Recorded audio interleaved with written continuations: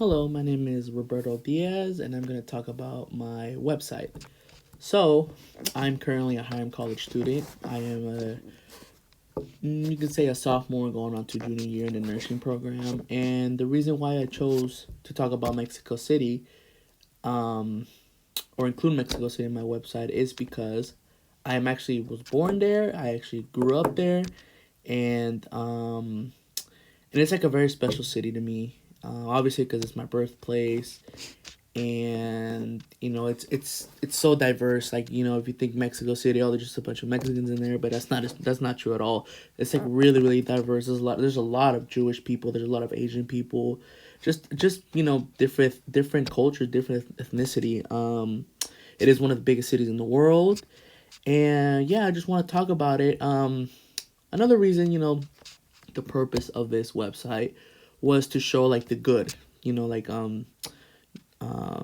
because Mexico City has a lot of stigmas about crime, murders, and hey, it is a dangerous place. But the purpose of my website is to just to show the good in in Mexico City. There's a lot of stigmas running around. If you're not from there, people can notice that and they'll try to rob you or they try to steal your money. I have and some of that is true. That's why if you go, and I recommend you going with someone that knows the area, that is from there, because there's but then again, there's crime everywhere.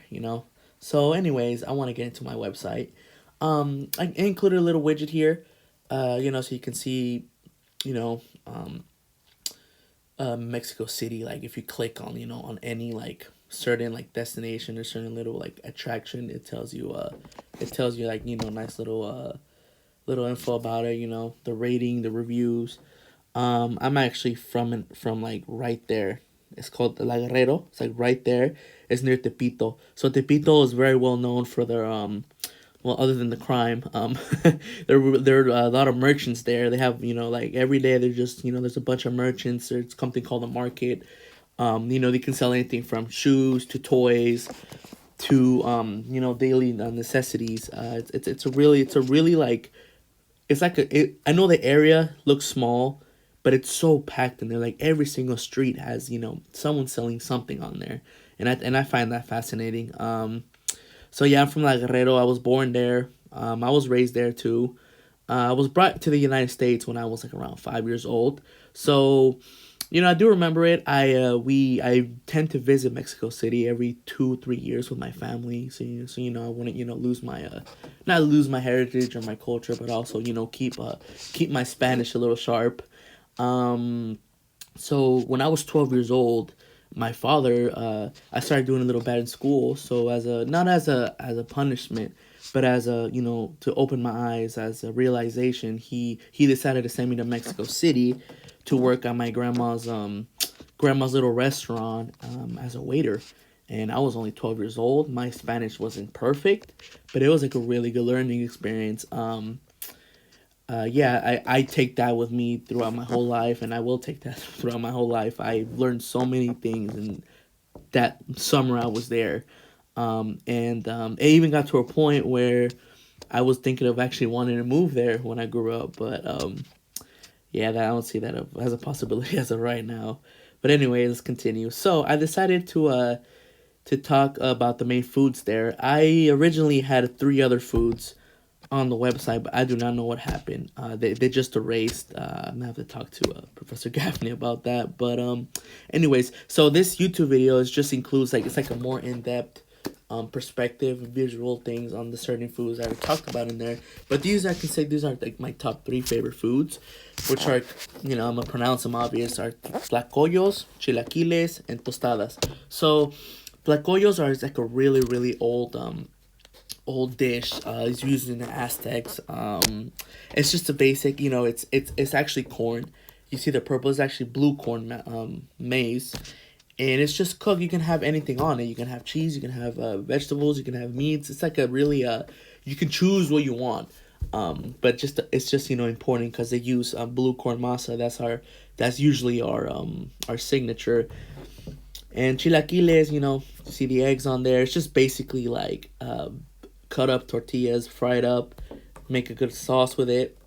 with cream and some onions. There you go. It's really not that complicated to make, but it's yet something so simple, but yet so tasty. And then tostadas, another thing. We include in our diet, in our culture, we include a lot of tortillas, and so tostada is basically like a tortilla fried, and it's like a flat taco. It's like a flat hard shell taco basically. You could put anything on it. Like, this is just like a simple picture. Like, there's so many ways you could include tostadas. Like, you put meat, chicken, onions, anything you want, literally anything. And then unfortunately, I don't know what happened to my website, but I was gonna talk about, it's mentioned in the video. It's called a huitlacoche, which is like it's basically corn fungi in a quesadilla. I know it sounds gross, but it's actually really, really good. Like, there's no fertilizers, there's no, like, it's something so natural. It looks gross. I mean, don't get me wrong, it does look gross. Let me just show you real quick. Because I'm just so mad that the website, I don't know if I pressed delete on accident, but this is what like coche. It's like literally fungi. See, that's the quesadilla I'm talking about. You can have normal corn in there, but it's also it's a quesadilla tortilla with cheese, and then with like coche in there, which is like corn fungi. And I know it sounds gross, but it's really, really good. That's main signature of dish at Mexico City, other than the usual tacos, burritos.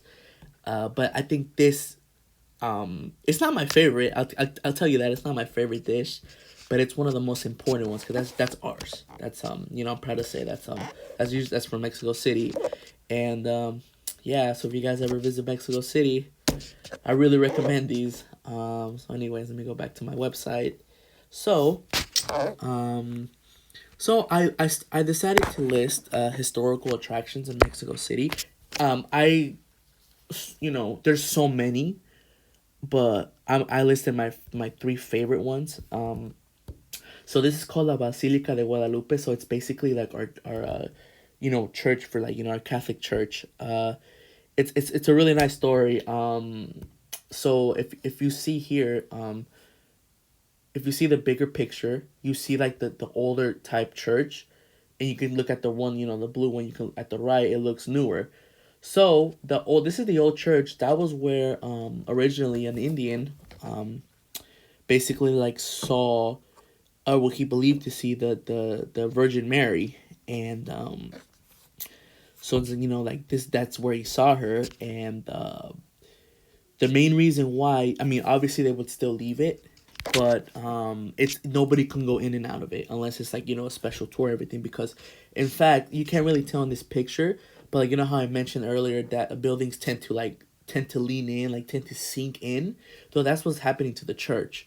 Like literally, I go there every time I go to Mexico City. I always visit La Basilica, pay my respects, and take note. I'm not really religious, but people from around the world visit this place. You can say when you like, go inside. I mean, I'm getting goosebumps just talking about it. You just feel this energy, like this positive energy, and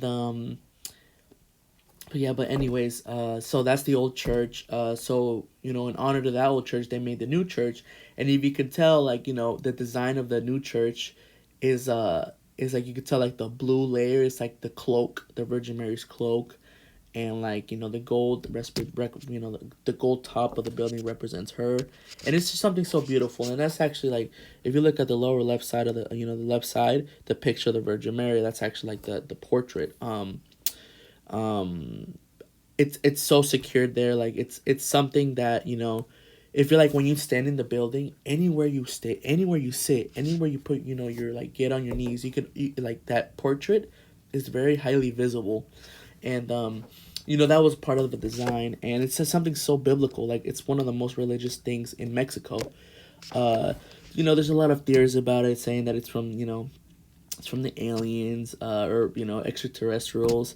Yeah, like, if they try to study that portrait there, or cloth, or they don't know what it is. They can't, they don't know. Researchers have studied years for it. They do not know what it's made out of, because it's like, it shouldn't have lasted that long. To begin with, like, the colors didn't fade at all. It's something so, like, and there's like there's star patterns on the cloak, in the portrait, in the picture, and it represents exactly like the main stars we see from our planet. And something like that, it's crazy. I mean, is it supernatural? It might be. Other than just the fact that all I know is that it's something really religious for us, and it's something that I always visit with my family when we visit Mexico City. There's a description of it. They go more to depth, the history. It's just something so beautiful, so fascinating. And now I'm gonna go talk about the El Ángel, which is like it's like our angel of independence. It's like it is like a structure in the middle of Reforma, which is like the middle of downtown. It's like cars drive around it every day, and that the angel is made out of bronze. It was actually donated from France when we won our independence from Spain. So I have a really like there's actually an elevator in there that goes, obviously they added it to an on after, but the elevator should take you up to near the angel on the top of the statue, and gives you a really nice view of Mexico City. Usually they don't let people on it because it is an old elevator, and it could be a damage not to the people, well, not just the people, but to the statue itself. And there's a cool little tradition when for example in the World Cup, when Mexico, the national soccer team, plays, if we win each game, if we win at least, if we win a game, doesn't matter like the type of team, if we win a game, like thousands of people just march to this to El Ángel, to the statue, and then just start walking around it. And they chant, they scream, everyone is just proud of the soccer team. And it's not even just like it's not even just sports. It could be something political. It could be like a bill passed. It could be it's a point where people want to go celebrate, and it's not, and it's like a lot of people. But yeah, there's more more information in the paragraph. So this is one of my favorite attractions in Mexico City. It's called El Bosque del Chapultepec, and it's literally a forest in the middle of the city. Or should I say it's the city around the forest. It's huge. It has so many attractions within it, but it has zoos. It has archaeological sites, a garden, a lake. It's something so big. It's one of the biggest. I don't want to say forests, but it's one of the biggest like types of parks within the city in the world. And it compares to the one in New York, and then I believe in the one in another country.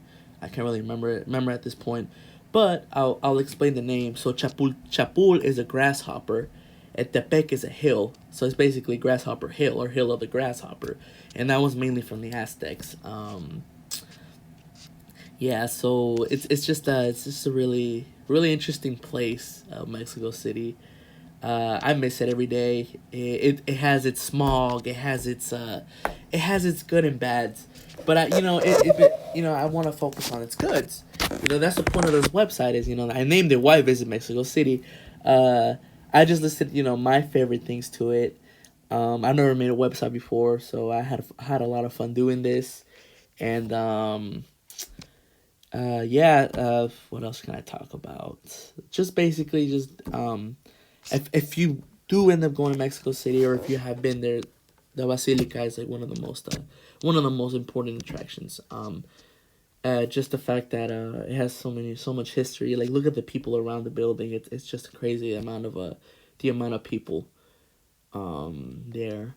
So yeah, I talked about the food. Unfortunately, I don't know where my other slide went, but yeah, you can always welcome to watch that YouTube video about my website.